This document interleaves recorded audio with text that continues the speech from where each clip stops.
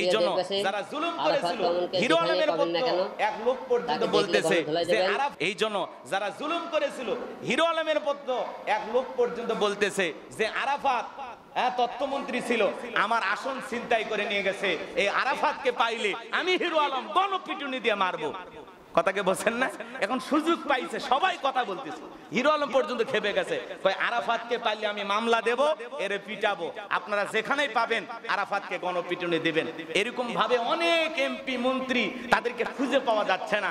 তবে সেনা প্রধান সেদিন বক্তব্য দিতে গিয়ে বলেছেন যে তাদের জীবন হুমকির মুখে, এজন্য অনেকে আমার কাছে আশ্রয় চেয়েছেন, আমরা তাদেরকে আশ্রয় দিয়েছি। সেনা প্রধান কিন্তু যথেষ্ট একজন ভদ্র মানুষ, সত্য কথা বলার চেষ্টা করেন। তিনি বলতেছেন তাদেরকে যদি আমরা জনতার হাতে ছেড়ে দেই, তাদের অবস্থা তো খারাপ, জীবন হুমকির মুখে, এই জন্য তারা বাধ্য হয়ে আমাদের কাছে আশ্রয় চেয়েছেন, আমরা কিছুদিনের জন্য আশ্রয় দিয়েছি। কথাকে বোঝেন না? এক সময় দেশের অবস্থা স্বাভাবিক হলে গর্ত থেকে বের করে করে মামলা দিয়া রিমান্ডে নিয়ে এদেরকেও বছরের পর বছর জেলখানায় রাখা হবে, এদের জন্য আয়না ঘর তৈরি করা হবে। কথা বলেন ঠিক কিনা? এই জন্য আবু জেহেল যেমন বুঝতে পেরেছিল যে নবী মুহাম্মদ সাল্লাল্লাহু আলাইহি সাল্লামের দাওয়াত সঠিকভাবে যদি প্রকাশ পায়, তাহলে তো আমাদের কর্তৃত্ব থাকবে না, রাজত্ব থাকবে না। এই জন্য তাকে পাগল বলতেন, জাদুকর বলতেন, নানান ভাবে ট্যাগ লাগাইতেন। কথা বলে ঠিক কিনা? আজও নানান ট্যাগ দেওয়া হয়, জঙ্গি তকমা লাগানো হয়, নানান ভাবে বলা হয়। তারা বিভিন্ন গোষ্ঠী এসে হ্যান ত্যান বিভিন্ন আনসারুল্লাহ নাম টিম দেয়। তিনি আবার বক্তব্য দিতে গিয়ে বলেছেন, মুফতি জসিমউদ্দিন রহমানি তিনি বলেছেন যে বাংলাদেশে এগুলো আনসারুল্লাহ বা জঙ্গি এগুলো কিছুই নাই, এগুলো সব শেখ হাসিনার বানানো। কথা কি বোঝেন নাই? এগুলো তিনি বানিয়ে এদেশের মানুষের ভিতরে আতঙ্ক তৈরি করে দিয়া কিছু আলেমদেরকে যেন জেলখানায় বন্দী করতে পারে, আর বিশ্ববাসীকে বলে এরা জঙ্গি, এই জন্য এদেরকে গ্রেফতার করা হয়েছে। আসলে বাংলাদেশে কোনো জঙ্গি নাই। কথা বলে ঠিক কিনা? এই জঙ্গির নাটক কইরা আলেমদেরকে, এদেশের ওলামা ইকরামদেরকে যুগের পর যুগ তারা বন্দী করে রেখেছে। কথা বলেন ঠিক কিনা? এদের বিচার হওয়া দরকার আছে না নাই? হ্যাঁ, জালেমের শেষ পরিণতি পরাজয়, ইমানদারদের শেষ পরিণতি বিজয়। বিজয়ের হাসি ইমানদাররা হাসবে। কথা বলেন ঠিক কিনা? সম্মানিত হাজরিন, আমি যে কথা বলতে চাচ্ছিলাম, শামঈল আলাইহিস সালাম তাদেরকে ডেকে বলেন, ও বনি ইসরাইলের লোকেরা, তোমাদের নিয়তকে সই করো, সত্যি তোমরা যুদ্ধ করবা কিনা, জিহাদ করবা কিনা? কারণ আমি যতটুকু জানি তোমরা মুহূর্তেই কথা পরিবর্তন করতে পারো। উম্মতেরা ডেকে বলে, পয়গম্বর, আমরা আমাদের জবান পরিবর্তন করব না, আমরা অবশ্যই যুদ্ধ করব, আপনি আমাদের জন্য একটা বাদশা নিযুক্ত করে দেন। আল্লাহ নবী শামঈল আলাইহিস সালাম তখন তাদেরকে বললেন, সত্যি যদি তোমরা জিহাদ করতে চাও, যুদ্ধ করতে চাও, ওই জালুত জালেম স্বৈরাচারী শাসকের বিরুদ্ধে যদি তোমরা সত্যি যুদ্ধ করতে চাও, তাহলে আল্লাহ রাব্বুল আলামিনের কাছে আমি তোমাদের জন্য দোয়া করব, আল্লাহ রাব্বুল আলামিন যেন তোমাদের জন্য একটা বাদশা পাঠায়া দেন। তোমাদের বাদশা কে হবে? আল্লাহর পয়গম্বর শামঈল আলাইহিস সালাম তখন তাদেরকে বললেন, তোমাদের বাদশা হবে যে তোমাদের নেতৃত্ব দেবে, এর নাম হলো তালুত। কি নাম? আরো জোরে বলেন, কি নাম?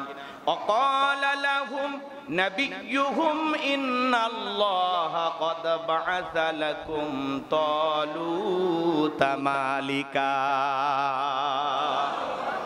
আল্লাহর পয়গম্বর শামঈল আলাইহিস সালাম বললেন, ও আমার সম্প্রদায়ের মানুষেরা, আল্লাহ রাব্বুল আলামিন নিশ্চয়ই আল্লাহ তাআলা তালুতকে তোমাদের জন্য রাজা রূপে নির্ধারিত করেছেন, তোমাদের বাদশা হিসাবে নিযুক্ত করেছেন, তার নাম হলো তালুত।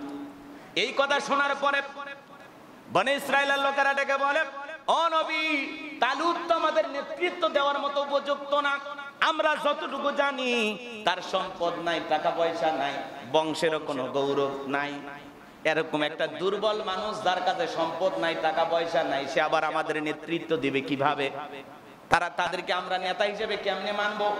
এরা যখন নবীর কাছে তারা বাদশা হিসাবে প্রস্তাব দিলেন যে আমাদের মধ্য থেকে কাউকে বাদশা হিসাবে আপনি নির্ধারণ করে দেন, নেতৃত্ব দেওয়ার মতো অনেক নেতা আমাদের ভিতরে আছে, কিন্তু আল্লাহ তাআলা ফয়সালা করে দিলেন তার নাম হলো তালুত। কথা কি বোঝেন নাই? এরা যখন অহমিকা করতে লাগলো, আল্লাহর পয়গম্বর শামঈল আলাইহিস সালাম তখন তাদেরকে বললেন, ক্বালা ইন্নাল্লাহা আস্তাফাহু আলাইকুম ওয়া যাদাহু বাসতাতান ফিল ইলমি ওয়াল জিসমি। আল্লাহু আকবার। বললেন বলবেন তোমরা যারা বলতেছো ক্ষমতার জন্য টাকা পয়সা থাকা লাগবে, নেতৃত্ব দিতে গেলে টাকা লাগবে, বংশের গৌরব লাগবে, আল্লাহর কাছে এটা প্রধান বিষয় নয়।